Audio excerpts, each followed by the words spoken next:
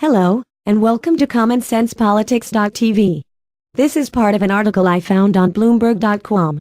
Inside Obama's secret outreach to Russia. The date on this article was December 31, 2014. President Barack Obama's administration has been working behind the scenes for months to forge a new working relationship with Russia, despite the fact that Russian President Vladimir Putin has shown little interest in repairing relations with Washington or halting his aggression in neighboring Ukraine. This month, Obama's National Security Council finished an extensive and comprehensive review of U.S. policy toward Russia that included dozens of meetings and input from the State Department, Defense Department and several other agencies, according to 3 senior administration officials. At the end of the sometimes contentious process, Obama made a decision to continue to look for ways to work with Russia on a host of bilateral and international issues while also offering Putin a way out of the stalemate over the crisis in Ukraine. I don't think that anybody at this point is under the impression that a wholesale reset of our relationship is possible at this time, but we might as well test out what they are actually willing to do, a senior administration official told me.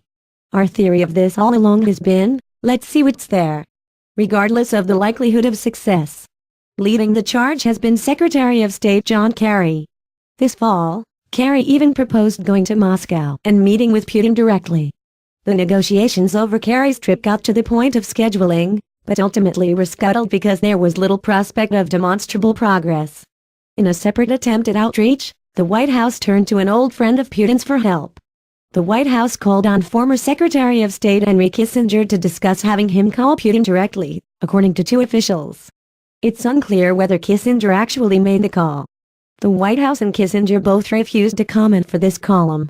Kerry has been the point man on dealing with Russia because his close relationship with Russian Foreign Minister Sergei Lavrov represents the last remaining functional diplomatic channel between Washington and Moscow.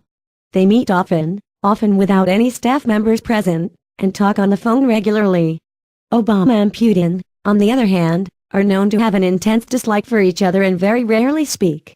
After one meeting with Lavrov in Paris in October, Kerry announced that he had discussed potential U.S.-Russian cooperation on Afghanistan, Iran, North Korea, Syria and Yemen. But the apparent warming was overshadowed by Lavrov's quick denial of Kerry's claim that Russia had agreed to assist in the U.S.-led coalition against Islamic State in Iraq.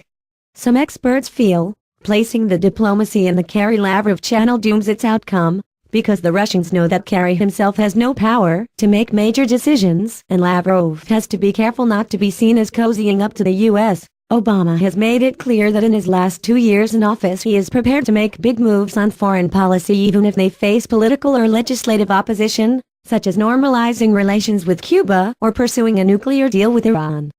But when it comes to Russia, he is unwilling to place his own credibility behind any outreach to his nemesis Putin. In my opinion, it was Obama standing in the way of working with Russia against ISIS. Now that Trump is president, Russia will cooperate. It has nothing to do with collusion. It may have more to do with Obama being willing to make the nuclear deal with Iran. Thanks for watching and good night.